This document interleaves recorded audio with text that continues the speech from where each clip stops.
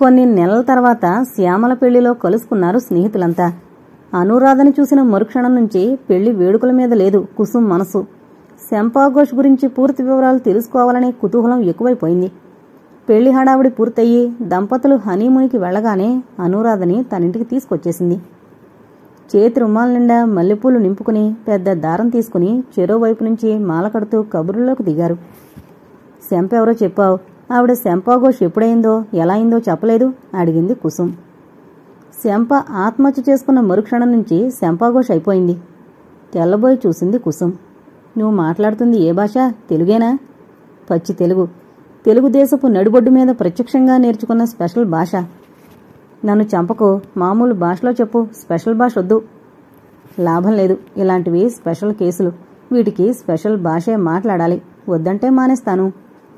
మానకు, నీ ఇష్టం వచ్చినట్లే చెప్పు. ఎంతో కొంత అర్థం కాకపోతుందా? ఏమో, ఎంతమంది అర్థం చేసుకుంటారనేది నాకెప్పుడూ అనుమానమే. చెప్పు. శంప చిన్నతనం రాజభోగాలతో గడిచింది. మొదటి కూతురు కావడం వల్ల కొంత గారాబంగా కోరిందల్లా జరిపించుకోగలిగింది. కాలేజీలో చదువుతున్నప్పుడు ఆదర్శ యువకుడితో పరిచయమైంది. పేరడక్కు, పేర్లతో నిమిత్తం లేదు. ఈనాడు సమాజమంతా ఆదర్శ యువకులతోనే నిండుంది కాబట్టి వాళ్లలో ఎవడైనా కావచ్చు. అతడి ఆదర్శాలు, ఆశయాలు అవన్నీ అద్భుతమైన భాషలో వ్యక్తీకరించే అతడి మాట తీరు ఇవన్నీ చూసి శంప ముగ్ధురాలైపోయింది, తలమునకలైపోయింది. ప్రేమలో ఉన్నంతలో ఆ టౌన్లోనే షికార్లు చేశారు, సినిమాలకెళ్లారు. టౌన్లో హోటళ్లు అబ్బాయిలు తమ గర్ల్ ఫ్రెండ్స్ని తీసుకెళ్లేలా ఉండవు గనక హోటళ్లకు మాత్రం వెళ్లలేదు. అప్పుడప్పుడు తండ్రి అని పిలువబడే అతని కారులో వచ్చే శంపను చూసి బాగా ఉన్నవాళ్లమ్మాయి అనుకున్నాడు ఆదర్శ యువకుడు. జీవితంలో డబ్బు ప్రధానం కాదు, మనసు ప్రధానం, మమత ప్రధానం.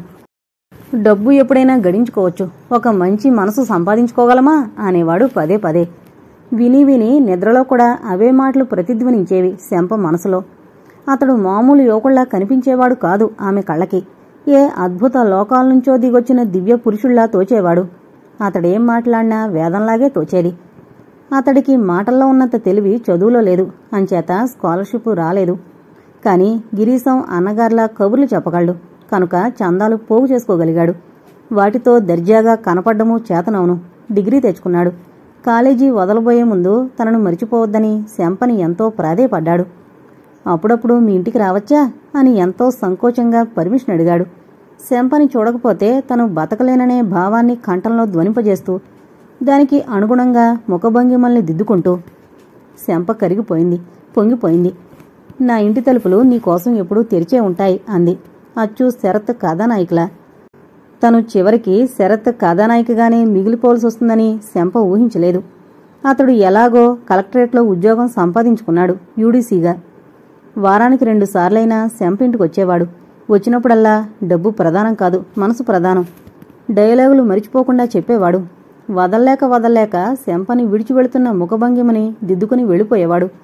అలా ఒకసారి అతడొచ్చినప్పుడు శంప చిరునవ్వుతో తన తండ్రి పోయిన సంగతి, అతడి వీలునామా విషయం, తన తల్లి ఎదుర్కొన్న సమస్యలు వివరించింది. ఇంత జరిగినా నేనేం బాధపడ్డం లేదు, నాకు నువ్వున్నావు. ఆశగా అతడి సమాధానం కోసం చూసింది. కొన్ని క్షణాలు అతడు మౌనంగా ఉన్నాడు. తన సహజ హావభావాలు దాచుకోవడానికి కొద్దిగా ప్రయత్నం చేసి కృతకృత్యుడయ్యాడు. అది అతడికి తేలికే, ఎందుకంటే అతడిది ఎప్పుడూ తొడుక్కున్న ముఖమే. చకచక తన ముఖాన్ని గాంభీర్యంగా దిద్దుకున్నాడు. చిచ్చి శంప, ఏ ముఖం పెట్టుకుని ఇంకా నా ముందు నిలిచేలా మాట్లాడగలుగుతున్నావు? నువ్వు మామూలు సంసారుల పిల్లవనుకున్నాను, కానీ ఇలా చిచ్చి, ఏది లేకపోయినా బతకొచ్చు, కానీ గౌరవం పోయాక బతకడం కష్టం అని చిచ్చి అంటూనే వెళ్ళిపోయాడు. డబ్బు ప్రధానం కాదు డైలాగ్ చెరిగిపోయి చిచ్చీలు మాత్రమే మనసులో చోటు చేసుకోవడానికి శంపకు కొన్ని నెలలు పట్టింది. ఆ తర్వాత ఆమె మనస్సంతా చిచ్చీలతోనే నిండిపోయింది. తల్లిచి, తండ్రిచి, లోకంచి, ఆదర్శ యువకులు చిచ్చి. ఇన్ని చీలు మనసులో నిండినా అప్పటికి ఆశ చావలేదు శంపలో. ఆ ఆశతోనే బ్రతుకుతున్నారు సగానికి పైగా ఆడవాళ్లు, అసలు అస్తిత్వమే లేకపోయినా. ఇంకా అతడికి తన మీద ఏమూలో ప్రేమ ఉంటుందనే పిచ్చి భ్రమ ఆ పిచ్చమ్మాయికి. మొట్టమొదటిసారిగా అతడి గది వెతుక్కుంటూ వెళ్ళింది. ఆమెను చూడగానే దేవతని చూసినట్లు సంభ్రమానందాలతో తబ్బిబ్బయ్యే అతడు కనుబొమ్మలు చిట్లించాడు. అది గమనించింది. కాని తన చివరి ప్రయత్నం మానుకోలేకపోయింది. తన చేతిలో ఉన్న బ్రహ్మాస్త్రం అదే అనుకుంది. దాంతో అతడి మనసు కరగక తప్పదనుకుంది. ఇప్పుడు నువ్వు నన్ను కాదంటే నాకు ఆత్మహత్య తప్ప శరణ్యం లేదు. దీనాతి దీనంగా అంది. ఉలికి పడినట్లయ్యాడు. ఆమె మనసులో ఆశ వటవృక్షంలా విస్తరించింది. అంతమాత్రానికే. నీ డైరీల్లో నా ప్రస్తావన ఏమీ లేదు కదా? నా ఉత్తరాలేవి నీ దగ్గర లేవు కదా? అలాంటివేమైనా ఉంటే చింపేసి మరీ ఆత్మహత్య చేసుకో. నిజంగా చాలా సీరియస్గా అన్నాడు. నిర్ఘాంతపోయింది శంప. తన ఎదుటున్న ఆ ఆదర్శ యువకుడి ముఖం మరోసారి చూడలేకపోయింది. దెయ్యాలు, పిశాచాలు లాంటివేమైనా నిజంగా ఉంటే వాటిన్నింటికంటే భయంకరమైనవాడు మనిషి. తను కూడా మనిషే. ఆ విషయం అతడికి తెలియాలి, తెలుస్తుంది. ఉద్యోగం సంపాదించుకోవాలి. అందుకు శంప దగ్గరున్న సాధనం ఒకటే, అందం. అది బాగానే పనిచేసింది. ఉద్యోగం దొరికింది. అతడి పై ఆఫీసర్ ఎవరో తెలుసుకుంది. అతడితో స్నేహం చేయడానికి ఎక్కువ శ్రమ పడనక్కర్లేకపోయింది. నాకు చిన్న సహాయం చేస్తారా అడిగింది. చిన్నదేమిటి? నీకోసం ఎంత పెద్ద సాయం చేయమన్నా చేస్తాను. మీ కింద ఒక ఆదర్శ యువకుడు పనిచేస్తున్నాడు. అతడు ఉద్యోగం ఊడగొట్టాలి. అదెంత పని? ఎవరో ఏంటో చెప్పు. వివరాలు చెప్పింది. కొద్ది రోజుల్లోనే అతడి సస్పెన్షను, కేసు విచారణ, ఊస్టింగు ఒకదాని వెనక మరొకటి జరిగిపోయాయి. అప్పుడు రాసింది ఉత్తరం అతడికి. నా ప్రాణప్రియా, నీ మాట నేనెప్పుడైనా కాదన్నానా? ఇప్పుడు అలాగే నువ్వు చెప్పినట్లే చేశాను. అక్షరాలా ఆత్మహత్య చేసుకున్నాను. ఇంత దారుణం ఎందుకు చేశానో తెలుసా? నీకెలా ఉత్తరం రాయాలని ముచ్చటేసి. అంతే, నువ్వు చెప్పినట్లే. ఈ ఆత్మ హత్యకి సంబంధించిన వివరాలేమీ నా దగ్గర ఎక్కడా లేవు. ఎప్పుడూ ఎవరికీ తెలీదు. బాగుంది కదూ? ఆడది పిచ్చిదే. ఎంతవరకు? మొగాణ్ణి ప్రేమించినంతవరకు. అతడి మనసులోనూ తన మీద ప్రేమ, పోనీ స్నేహం, కనీసం కొద్దిపాటి అభిమానం ఉన్నాయి అనుకున్నంతవరకు. ఆ మగవాడే రాక్షసుడే కనిపించినప్పుడు ఆడది భద్రకాళవుతుంది, దుర్గా భవాన్ అవుతుంది. ఓ సామెతుంది, నీకు తెలుసా? అందితే సెగ, అందకపోతే కాళ్ళు. ఉండనా? పిఎస్ శంప.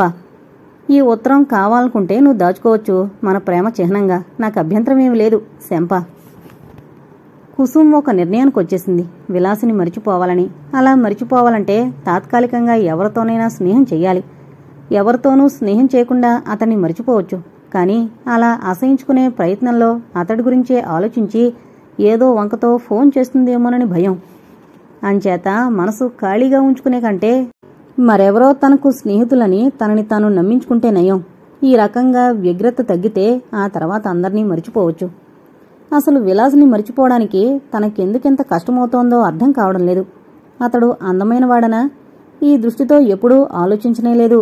అయినా అందమంటే ఏమిటో? సాధారణంగా అందరూ కనుముక్కు తీరు, ఒడ్డు పొడుగు అందం అనుకుంటారు. కానీ అది అందం కాదంటారు విశ్వనాథ. బహిరమైన అవయవ లక్షణాలు వంశపారంపర్యంగా వచ్చేవి. వాటికి వ్యక్తి సౌందర్యానికి సంబంధం లేదు. సౌందర్యమంటే ఆత్మ ఎంత చైతన్యవంతంగా, ఎంత శక్తివంతంగా శరీరాన్ని వాహికగా చేసుకుని తనను తాను వ్యక్తం చేసుకుంటుందో ఆ దీప్తి, కనుముక్కు తీరునే సౌందర్యమని భ్రమించే వాళ్ళకి సరైన సౌందర్య భావన లేదని చెప్పుకోవచ్చు అంటారు విశ్వనాథ. తలకిందులా తపస్సు చేసిన ఆయన శైలిని ఎవరూ అనుకరించలేరు. కారణం, ఆయన చెప్పేవన్నీ జీవితాన్ని విశ్లేషించి పరిశీలించి అర్థం చేసుకున్న భావాలు. మరి ఆత్మ, చైతన్యం, దీప్తి ఈ టర్మ్స్లో ఆలోచిస్తే విలాస్ అందమైనవాడని చెప్పడానికి అసలు వీల్లేదేమో. ఇందులో మరో మెలుకుంది. ఆత్మ చైతన్యం వేరు, వ్యక్తి ప్రవర్తన వేరు. ఆత్మ చైతన్యమే వ్యక్తి ముఖ కవళికల్లో, హావభావాల్లో, అవయవ చాలనంలో వ్యక్తమయ్యేది. ఒక రకంగా ఇది వ్యక్తి ఆదర్శ స్వరూపం. ఈ ఆదర్శ స్వరూపము, వ్యక్తి సహజ ప్రవర్తన ఏనాడూ ఒకటి కాలేవు. ఈ సంఘర్షణే జీవితం. ఆదర్శ స్వరూపం ఎంత తేజోవంతమైతే సంఘర్షణ అంత తీవ్రంగా ఉంటుంది. ఈ సంఘర్షణ మరీ ఉధృతమైనప్పుడే వ్యక్తి తనను తాను కవిగా, రచయితగా, గాయకుడిగా, చిత్రకారుడిగా రకరకాల కళారూపాల్లో వ్యక్తీకరించుకోవాలని తపిస్తాడు. ఇలాంటప్పుడే అయితే ఋషి అవుతాడు, లేకపోతే పిచ్చి రోగు అవుతాడు. ఏంటో అంతా గొడవ. తెలుగు మేడం చెప్తున్నంతసేపు అంత అర్థమైనట్లే ఉంటుంది. కానీ తర్వాత అంతా అయోమయం. తన దగ్గర పెండింగ్లో ఉన్న అప్లికేషన్లు ఒకసారి చూసుకుంది. కుసుంకొచ్చిన ప్రేమలేఖల సంఖ్య తక్కువ లేదు. వాటికి సమాధానాలు ఇవ్వదు, కానీ చింపి పారేయదు. ఒక ఫైల్లో దాస్తుంది, అతి రహస్యంగా. అలాగే ఎవరైనా ప్రపోజ్ చేసినా ఒప్పుకోదు, కానీ తిట్టిపోయేదు. ఆ ప్రస్తావన దాటించేసి మామూలుగా మాట్లాడుతుంది. ఆ వ్యక్తుల పేర్లు మాత్రం తన ఫైల్లో రాసుకుంటుంది. స్థిమితంగా కూర్చుని ఒకసారి రాసుకున్న పేర్లని చూసుకుంది. అందరిలో అప్లికేషన్ నెంబర్ 111ని సెలెక్ట్ చేసుకుంది. టెంపరరీ స్నేహానికి. అతడి అర్హతలు: నెంబర్ 1, అతడికి ఫోన్ ఉంది. అంచేత ముఖాముఖి కలుసుకోనక్కర్లేకుండానే ఫోన్లో కవ్విస్తూ కబుర్లు చెప్పొచ్చు. నెంబర్ 2, అతడిది చాలా దుందుడుకు స్వభావం అనిపిస్తోంది. అప్పుడే తనని ఏకంగా బారుకే ఆహ్వానించాడు. నిర్ఘాంతపోయి గుండె బాదుకుంది కూడా. అంచేత అతడితో బాహాటంగా తిరగాలి. విలాస్కి తెలిసేలా. తను ఏం పోగొట్టుకున్నాడో విలాస్కి తెలియాలి. వెంటనే నెంబర్ 111కి ఫోన్ చేసింది. కుసుమ్ గొంతు వినగానే అతడు చాలా సంతోషంగా బదులు పలికాడు. హుషారుగా అవివి మాట్లాడాడు. నేను నాగార్జున సాగర్ వెళదామనుకుంటున్నాను, మీరు వస్తారా? అడిగింది కుసుమ్. ఓఎస్, వెంటనే సంతోషంగా ఒప్పుకున్నాడు. అక్కడ గెస్ట్ హౌస్లో ఉందామా? అప్పుడే ప్లాన్ కూడా తయారైపోతోంది అతడి మనసులో. అలాగే, వచ్చే శనివారం 2వ శనివారం కదా, ఆ శని ఆదివారాల్లో వెళదాం.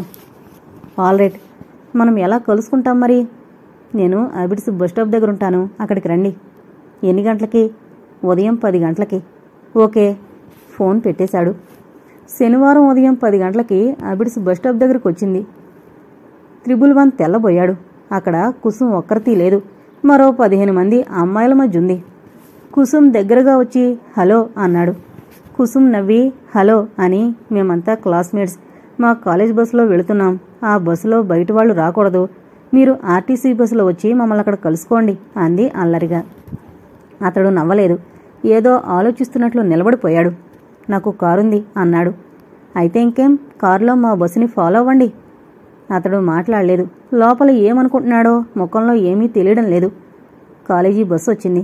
ఆ అమ్మాయిలందరూ ఎక్కారు. బస్సు కదిలింది. కుసుమ కిటికీలోంచి బయటకు చూసింది. అతడి కారు కూడా కదిలింది. వస్తున్నాడు. పక్కనున్న అమ్మాయితో నెమ్మదిగా అంది కుసుమ్. ఆ అమ్మాయిలంతా ఒక్కసారిగా చప్పట్లు కొట్టారు. తర్వాత వాళ్ల గోలలో వాళ్లు పడి కారు సంగతి మరిచిపోయారు పూర్తిగా. అంత్యాక్షరి, క్విజు మొదలైన ఆటల మధ్య బస్సు నాగార్జున సాగర్ చేరుకుంది. వాళ్లంతా బస్సు దిగేసరికి నెంబర్ 111 కారొచ్చి ఆగుంది. అమ్మాయిలంతా ఒకరిముఖొకరు చూసుకున్నారు. అతడు హలో అన్నాడు కుసుమ్ని ఉద్దేశించి. కుసుమ్ నవ్వింది. తన చుట్టూ అంతమంది ఉన్నారని ధైర్యం. పైగా ఇదేదో అడ్వెంచరస్గా ఉంది. హలో, థ్యాంక్స్ వచ్చినందుకు. ప్రస్తుతం మేం టూరిస్టు గెస్ట్ హౌస్లో కొంచెంసేపు రెస్ట్ తీసుకుని తర్వాత డ్యామ్ దగ్గరికి వెళ్ళి ఎలక్ట్రికల్ లైట్స్ చూస్తాం. మీరు మమ్మల్ని రేపు లాంచీలో కలుసుకోండి. నేను గవర్నమెంట్ గెస్ట్ హౌస్లో 4 సూట్స్ బుక్ చేశాను. నేనొక దానిలో ఉంటాను. మిగిలిన 3 మీరుండొచ్చు. ఆ అమ్మాయిల్లో కాస్త సంచలనం కలిగింది. గవర్నమెంట్ గెస్ట్ హౌస్లో ఏకంగా 4 సూట్స్ బుక్ చేయించడం. కుసుమ్ని అడిగింది ఒక అమ్మాయి, ఈయనెవరు అని. అతనికి వినపడేలాగానే. కొత్త చోటుకొచ్చిన కుతూహలంతో చుట్టూ పరిశీలనగా చూస్తున్న కుసుమ్ పరాగ్గా నెంబర్ 111 అని అంతలో తెలివి తెచ్చుకుని నాలుగు కరుచుకుంది. కానీ అప్పటికే అది అతడికి వినిపించింది. నెంబర్ 111 అంటే అన్నాడతడు ఆశ్చర్యంగా. ఒక అల్లరమ్మాయి అంటే మా కుసుంకొచ్చిన ప్రేమ అప్లికేషన్లో మీ నెంబర్ 111ది అని నవ్వింది. ఏ చిన్న అవకాశం దొరికినా హాయిగా నవ్వుకోగలిగే వయసులో ఉన్న అమ్మాయిలంతా గొల్లుని నవ్వేశారు. అతడు నవ్వలేదు, కోపము తెచ్చుకోలేదు. ఇది వరకులాగే నిలబడ్డాడు ఆలోచిస్తున్నట్టు. సరే, రేపు లాంచీలో కలుసుకుందాం అని వెళ్ళిపోయాడు కారులో. ఆ మర్నాడు అమ్మాయిలంతా రేవు దగ్గరకు వచ్చేసరికి అతడు అప్పటికే అక్కడున్నాడు. అతడి చుట్టూ అగ్గగ్గలాడుతూ అతడికి దారి చూపిస్తూ ఎవరో ఉద్యోగులున్నారు. ఇది చూసి ఆ అమ్మాయిలు మళ్లీ కొంత గడబిళ్లాడారు. ఇతడు ఎవరైనా మంత్రిగారి మేనత కొడుకేమో అంది ఒక అమ్మాయి. ఒకవేళ అసలు కొడుకేనేమో అంది మరో అమ్మాయి. వాళ్లల్లో వాళ్లు గుసగుసలాడుకుని అతడి వైపు చూడకుండా వెళ్ళిపోయి లాంచీలో కూర్చున్నారు. లాంచీలకి ప్రతిదానికి పేరుంది. కృష్ణవేణి, గోదావరి, కావేరి ఇలా. లాంచీలో కూడా అతడికి ప్రత్యేకమైన సీటు ఏర్పాటు చేశారు.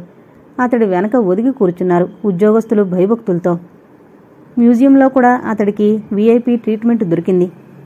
అక్కడ ఆఫీసర్ అతడికి ఎదురెళ్లి ఆహ్వానించి కుర్చీలో కూర్చోబెట్టి ఆనకట్ట నిర్మించకముందు ఉన్న నాగార్జున కొండ ఫోటోలు, ఆయా స్థలాల వివరాలు, తవ్వకాల్లో బయటపడిన పాత సామాగ్రి, ఆనాటి బంగారు నగలు, ఆనాడే సన్నవి జాలీలా చెక్కిన వాటి పనితనం, పైన ఇత్తడి, ఆ లోపల రాగి, ఆ లోపల వెండి, ఆ లోపల బంగారు స్తూపాకారపు పాత్రలు బోర్లించి రక్షింపబడుతున్న బుద్ధుడి అస్థికలు మొదలైనవన్నీ వివరించాడు. అతడు దర్జాగా కుర్చీలో కూర్చుని వింటుంటే మిగిలిన యాత్రికులతో పాటు అమ్మాయిలు నిలబడవలసొచ్చింది. ఆ తర్వాత బుద్ధుడి జాతక కథలు, జీవిత చరిత్ర మొదలైనవన్నీ చూశారు. తిరుగు ప్రయాణంలో అతడు కుసుమ్ని సమీపించి మళ్ళీ ఎప్పుడు కలుస్తారు అన్నాడు. అప్పటికే హడలిపోతున్న కుసుమ్ మళ్ళీ ఎప్పుడు కలుసుకోను అని చెప్పేసింది. ఒక వారం రోజుల తర్వాత శనివారం క్లాసులు లేకపోయినా లైబ్రరీ వర్క్ కోసం కాలేజీకొచ్చి ఒంటరిగా బస్టాప్ దగ్గర నిలబడింది. ఎవరో నలుగురు మగవాళ్లు సైకిల్ మీదొచ్చి కుసుం పక్కన నిలబడ్డారు. హలో అన్నాడు ఒకడు. కుసుం సమాధానం చెప్పకుండా ముఖం చిట్లించింది. బస్టాపులో ఇంకా మనుషులున్నారు, కానీ ఈ మహానగరాల్లో ఒకరినొకరు పట్టించుకోరు. మిగిలిన వాళ్లు కూడా ఒకరి తర్వాత ఒకరు హలో అన్నారు. కుసుంకి కాళ్లు వనకడం మొదలైంది. చేతిలో పుస్తకాలు గట్టిగా గుండెలు కదుముకుంది. హలో, మీరు నాకు ఏ నెంబర్ ఇచ్చినా పర్వాలేదు. ప్రస్తుతానికి పెండింగ్ లిస్టులో ఉంచండి చాలు. ఎప్పుడోకప్పుడు స్నేహం చేసుకోవచ్చు.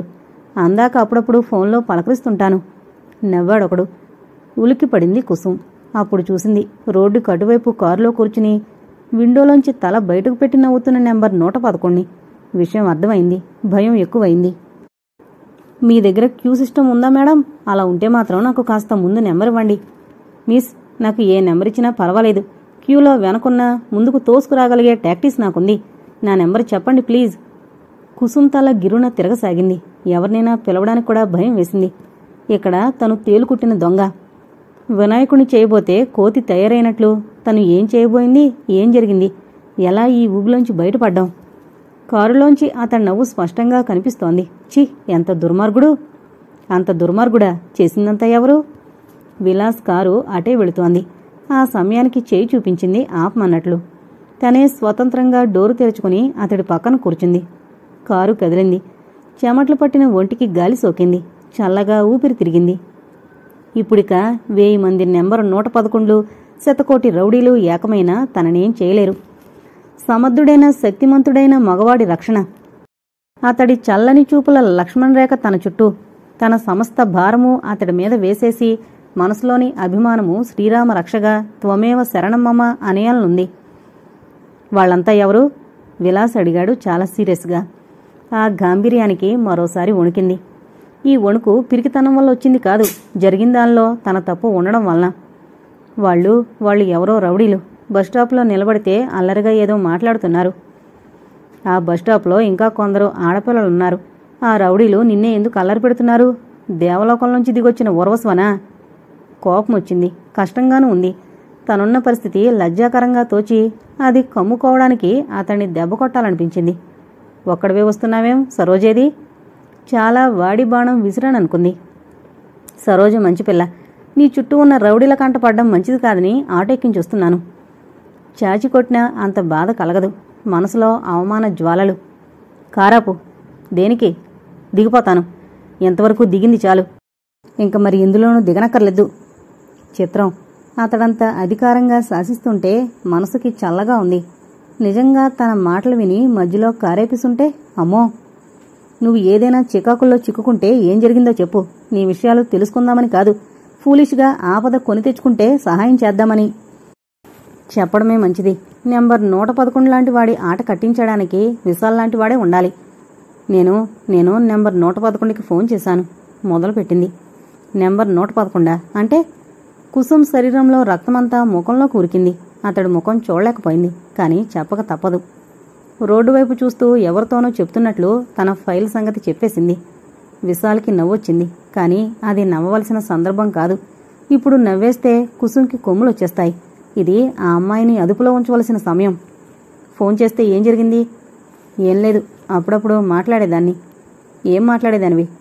గుర్తులేదు. కుసుం గుండె దడదళ్లాడేలా ఉంది ఆ దీర్ఘం. తర్వాత ఒకసారి ఆగిపోయింది. Nagarjuna Sagar government guest house. ఈ వివరాలు మాత్రం ఎవరితోనూ విలాస్తో అయినా సరే చెప్పకూడదని లోపల ఏదో హెచ్చరిస్తోంది. అబద్ధం తప్పదు. శుక్రాచార్యులు లైసెన్స్ ఇచ్చిన అబద్ధాల లిస్టులో మానభంగం కూడా ఉంది. ఇది ఒక రకంగా ఆ తెగలోకే వస్తుంది. ఒకసారి నాగార్జున హోటల్కి వెళ్ళాను నా స్నేహితులతో. అక్కడ అతను కలిశాడు, పలకరించాడు, మాట్లాడాను. ఆగిపోయింది కుసుం. అంత మాత్రానికి నిన్నెవరూ ఇబ్బంది పెట్టరు? ఒళ్ళు మండింది. కాదు, అంత మాత్రం కాదు. నేను అతడితో స్నేహం చెయ్యాలనుకున్నాను. ఏం, నీకేనా ఆడ స్నేహితులుండేది? శంప, చంప, చిట్టి, పొట్టి, సరోజ, గిరిజ. తలుచుకుంటే మాకు దొరుకుతారు శతకోటి మగ స్నేహితులు. తిక్కగా, కసిగా తెచ్చిపెట్టుకున్న నిర్లక్ష్యంతో అంది. విశాల్కి అర్థమైంది. నవ్వొచ్చింది, భయమూ వేసింది. మరి స్నేహం చెయ్యకపోయావా? ఇంక గొడవేముంది? అతడు నాకు నచ్చలేదు. ఎప్పుడు కనిపెట్టావు ఈ సంగతి? ఎప్పుడప్పుడు నచ్చలేదు అంతే. పోనీ ఇవాళ నీ చుట్టూ మూగిన 4 రౌడీల్లో ఎవరితోనో ఒకరితో స్నేహం చేయలేకపోయావా? బ్రహ్మాండంగా ఉండేది. కుసుమ్ భరించలేకపోయింది. ఐ హేట్ యూ, కారాపై, నేను దిగిపోతాను, ఆపు! గట్టిగా అరిచింది. సడన్ బ్రేక్తో కారాగింది. విలాస్ కారాపేసి తనను దింపేయడం అనేది అసంభవమైన విషయంలా బెత్తరపోయి చూసింది. అతడు అదేమీ పట్టించుకోకుండా విండోస్ నల్లద్దాలు పైకెత్తాడు. అప్పుడు కారులో ఏం జరుగుతుందో బయట వాళ్ళకి కనిపించదు. మిల్లొచ్చే వరకు నోరు మూసుకుని కూర్చుంటావా, లేకపోతే నీ చెంపలు వాయించేయమంటావా? వాయించు, అదే కోరుకున్నట్లుగా అంది. కుసుమ్ చేతులు పట్టుకుని తన మీదకి విసురుగా లాక్కుని కసిగా ముద్దు పెట్టుకున్నాడు. ఆ పెదవులు విడిపించుకోలేదు, చిరాకు పడలేదు, అసహించుకోలేదు. ఫౌంటైన్లోంచి జలధార ఎగసినట్టు కుసుమ్ ఆంతరాంతరాల్లోని మమత మాధురులన్నీ ఒక్కసారిగా పొంగాయి ఆమె పెదవుల్లోంచి అతనిలోకి. తన గదిలో కూర్చుని ఏదో పుస్తకం చదువుకోవడానికి ప్రయత్నిస్తోంది కుసుమ్. మనసు అటు ఇటు పరుగులు పెడుతుంటే అతి ప్రయత్నం మీద దాన్ని లాక్కొని పుస్తకం మీద నిలుపుతోంది. కానీ అది మళ్లీ పారిపోతోంది. అంతలో హాల్లోంచి వినిపించాయి మాటలు. ఇంక నేను ఈ సంసారం చేయలేని వదినగారు. మొగుడు వద్దు, మొద్దులు వద్దు, సుఖంగా పోయి ఏ సన్యాసుల్లోనో కలిసిపోతాను. వినగానే తెలిసిపోయింది కుసుమ్కి ఆ మాటలు ఎవరంటున్నారో. పక్కింటి పిన్నిగారు. ఆవిడ కనీసం నెలకి 2 సార్లైనా ఈ డైలాగ్ అంటుంది. ఎప్పుడూ ఏడుపు గొంతుతోనే అంటుంది.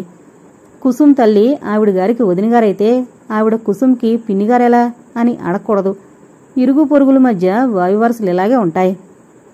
చిట్టి ఉత్తరం చదివారా? చూడండి ఎలా రాసిందో, బజారు మనిషిలా. ఆయన ఒకరిననుకుని ప్రయోజనమేముందండి, మన బంగారం మంచిది కాకపోయాక. పిన్నిగారి గొంతు ఇంచుమించు ఏడుస్తున్నట్లే ఉంది. చిట్టి పేరు వినేసరికి కుసుంలో ఎక్కడలేని కుతూహలమూ వచ్చింది.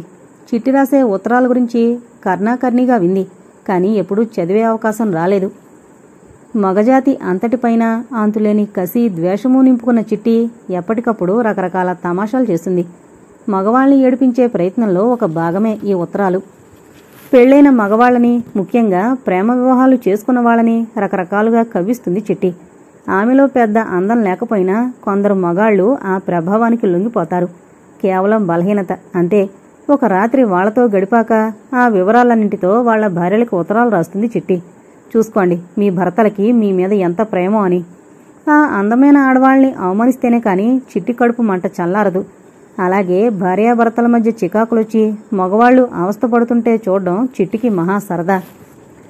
చిట్టి పిన్నిగారికి రాసిన ఉత్తరం చదవాలని ఎంతో సరదా పడింది కుసుమ్. అది తప్పు. అలాంటి ఉత్తరాలు చదవకూడదు న్యాయానికి. కానీ ఒక్కొక్కసారి కాదు, చాలాసార్లు చేయకూడని పనులే చెయ్యాలనిపిస్తోంది. ఇటొచ్చి అలాంటి చెయ్యకూడని పనులు మరొకరికి తెలియకుండా చెయ్యాలి. హాల్లోకి వెళ్లి పిన్నిగారిని అడిగేయొచ్చు ఉత్తరాన్ని. కానీ అది లాభం లేదు. అక్కడ అమ్మ కూడా ఉంటుంది. నీకెందుకు ఈ ముదిమాటలన్నీ, అవతలకు పో అని కసురుతుంది. అక్కడికి తనేదో ఏమీ తెలియని పసిపిల్లైనట్లు, అంచేత అమ్మ ముందు ఏమీ తెలియనట్లుగానే నటించాలి. ఆ సాయంత్రమే పిన్నిగారింటికెళ్ళింది కుసుమ్. ఆవిడ తప్పకుండా ఆ ఉత్తరం చూపిస్తుందని ఆ అమ్మాయికి తెలుసు.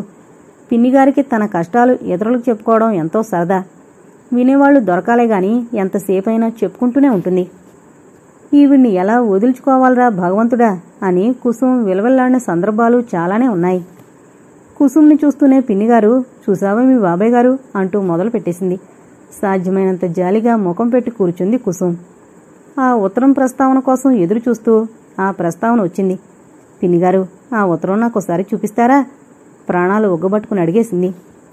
చూపిస్తానండు.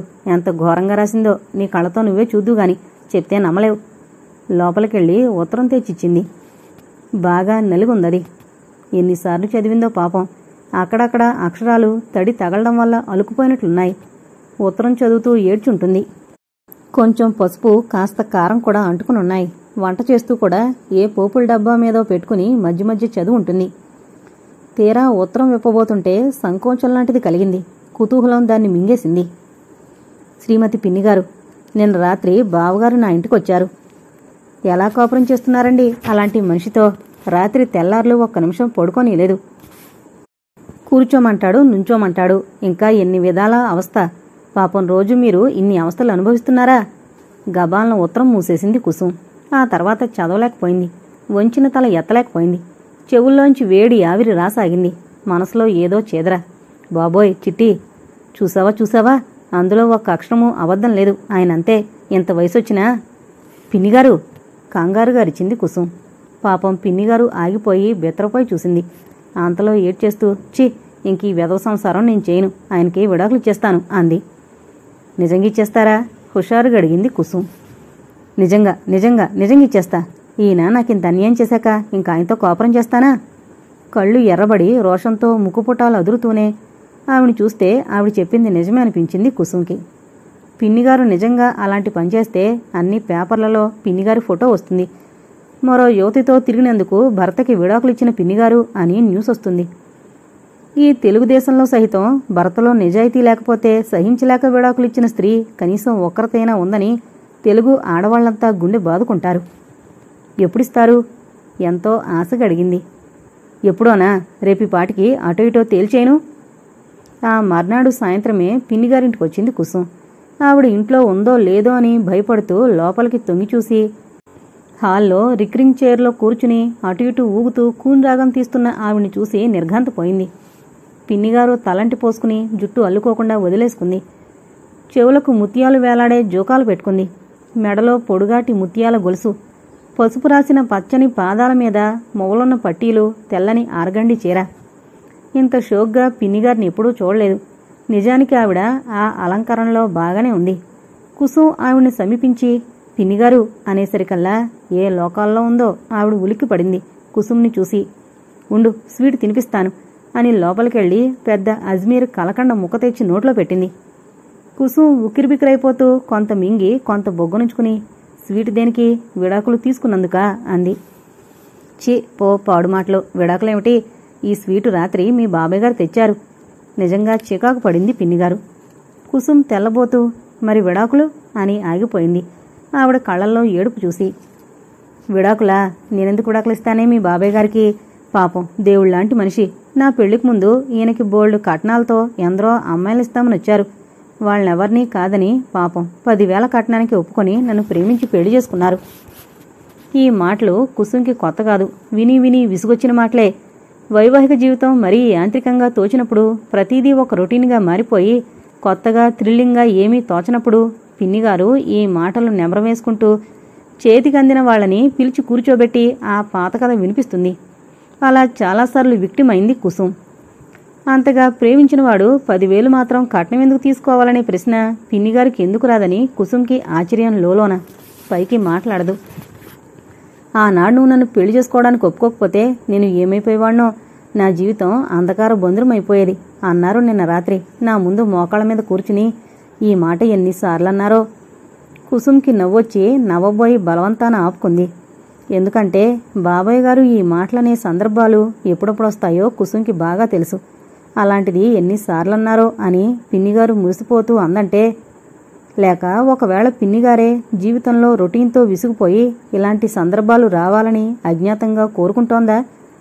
భర్త మరొక స్త్రీని అనుభవించడం భరించరాని నరకమైన ఆ తర్వాతొచ్చే జంజామారుతంలో వైవాహిక జీవితంలోని రొటీన్ అంతా కొట్టుకుపోయి తొలి ప్రణయఘట్టం మళ్లీ కొత్తదనాన్ని తిరిగి తిరిగి తన జీవితంలోకి ఆహ్వానించడం కోసం ఆ నరకమంతా భరించడానికి సిద్ధపడుతోందా?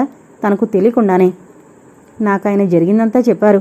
ఆ చిట్టి అనేక రకాలుగా ఈయన్ని ప్రోలో పెట్టింది. ఈయన లొంగలేదు. చివరికి ఏదో పార్టీ అని వంకబెట్టి ఇంటికి ఆహ్వానించింది. అక్కడ రెచ్చగొట్టింది. తాత్కాలిక ఆవేశంతో లొంగిపోయారు. పాపం విధిలేక అలా ఆవేశానికి లొంగిపోయి మనసులో ప్రేమతో నన్ను తలుచుకుంటూ ఎంత బాధపడ్డారో.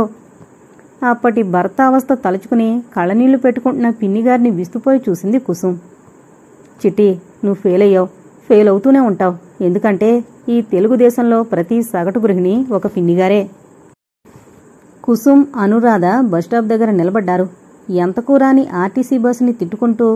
అంతలో వాళ్ల ముందు ఒక ఆటో ఆగింది. ఆ ఆటోలోంచి శంపాఘోష్ దిగింది. ఎప్పటికప్పుడు శంప ఒక మహా అద్భుతంలా కనిపిస్తోంది. కుసుం కళ్ళు విపారించి చూసింది. ఎక్కడికి వెళ్ళాలి? అనుని అడిగింది శంప. కుసుంతో లైబ్రరీకి వచ్చాను. ఇప్పుడు కుసుం ఇంటికి వెళుతున్నాం. మా ఇంటికి రారాదు? కొంచెంసేపు కూర్చుని కబుర్లు చెప్పుకుందాం అని కుసుం వైపు తిరిగి మీరు రండి అంది. శంపని దగ్గరగా చూడాలని, శంపుండే ఇల్లు పరిశీలించాలని, శంప చెప్పే మాటలు వినాలని ఎంతో కుతూహలం కుసుంకి. వెళదాం అంది చప్పున. ఆటోలో కూర్చున్నాక ఆ ఆటో ఛార్జీలకి తనని భర్తని చెయ్యదు కదా అనే ఆలోచనొచ్చి నవ్వుకుంది. శంపిల్లు చిన్నదే, 2 గదుల వాట, నీటిగా సర్దింది. వెదవది, అద్దె కొంప విసుగొస్తోంది. త్వరలోనే సొంతిల్లు కట్టుకోవాలనుకుంటున్నాను చిరాకు పడుతూ అంది. ఆ క్షణంలో ఆ అమ్మాయి నోట ఆ మాటలు పరమ సత్యాల్లా వినిపించాయి. ఏ అంతఃపురాల్లోనో విహరించే రాజకుమారి ఎవరిమీదో దయతెలిచి సామాన్యమైన ఇంటికొచ్చి ఇబ్బంది పడుతూ సహనంతో సర్దుకుపోతున్నట్లుంది శంప వ్యక్తిత్వం. జానీ, మా ముగ్గురికి కాఫీలు తీసుకురా అంది. జానీ అంటే జానకి, శంప పని మనిషి. ఆ అమ్మాయి కూడా శుభ్రంగానే ఉంది. ఈ లోకంలో అదృష్టమంతా తనదే అయినట్లు, ఆనందాలన్నీ తనే పోగేసుకున్నట్లు తల కొంచెం వెనక్కు ఒరగేసి చిరునవ్వులో ఒక భాగంగా భీరమైన స్వరాన్ని పెదవు వంపుల్లో మరింత స్పష్టం చేస్తూ విలాసంగా కాలు కొంచెం ఊపుతూ అనురాధతో మాట్లాడుతోంది. అంతలో ఇంటి ముందు రిక్షా ఆగింది. రిక్షాలోంచి దిగి మమ్మీ అంటూ లోపలికొచ్చాడు ఒక అందమైన అబ్బాయి. పచ్చటి నుదుటి మీద రేగిన జుట్టు చిందరవందరగా పడి అది ఒక అందంగానే ఉంది. భుజానికి పుస్తకాల సంచి. బాబు లోపలికి రాగానే మాట్లాడుతోంది ఆపేసి అతడి చేతిలోంచి పుస్తకాల సంచి అందుకుంది. బాత్రూంలోకి తీసుకెళ్లి తనే మొహం కడిగి ఒక ప్లేట్లో బిస్కట్లు పెట్టి అతడి ముందు పెట్టింది. బాబు ఇంట్లో అడుగుపెట్టిన మరుక్షణం నుంచి శంపని ఆవరించిన అద్భుతపు మాయపొర కరిగిపోయి అతి మామూలు అమ్మ కనిపించసాగింది. నీ పేరేంటి బాబూ? పలకరించింది అనురాధ. మాస్టర్ అరుణ్ ఘోష్ స్టైల్గా తలెగరేసి ముద్దుగా చెప్పాడు. మా డాడీ స్టేట్స్లో ఉన్నారు, అక్కడ పెద్ద డాక్టరు. మేం వెళ్తాం స్టేట్స్కి. ముద్దుగా అన్న బాబు మాటల్లో గర్వం తొంగి చూస్తోంది. కుసుమ్, అనురాధ ఒకరి ముఖం మరొకరు చూసుకున్నారు. ఇద్దరూ తలలు దించుకున్నారు. శంప మాత్రం నవ్వింది గర్వంగా.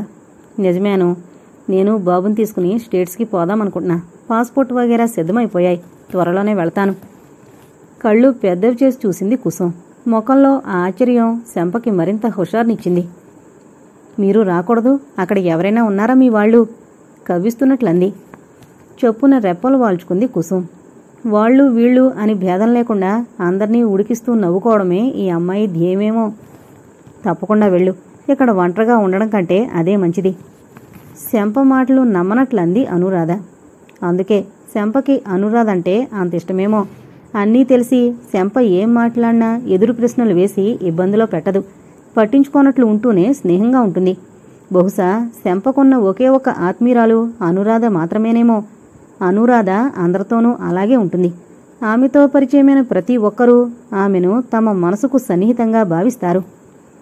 ఇద్దరూ శంపింటి నుంచి వచ్చాక శంపకి కొడుకున్నట్లు చెప్పలేదు. నువ్వసలు శంపాఘోష్ ఎప్పుడైందో కూడా పూర్తిగా చెప్పలేదు అంది కుసుమ్. చెప్పడానికేముంది, ఈనాటి కొత్తమ్మ స్వరూపమీది దిగులుగా నవ్వింది అనురాధ.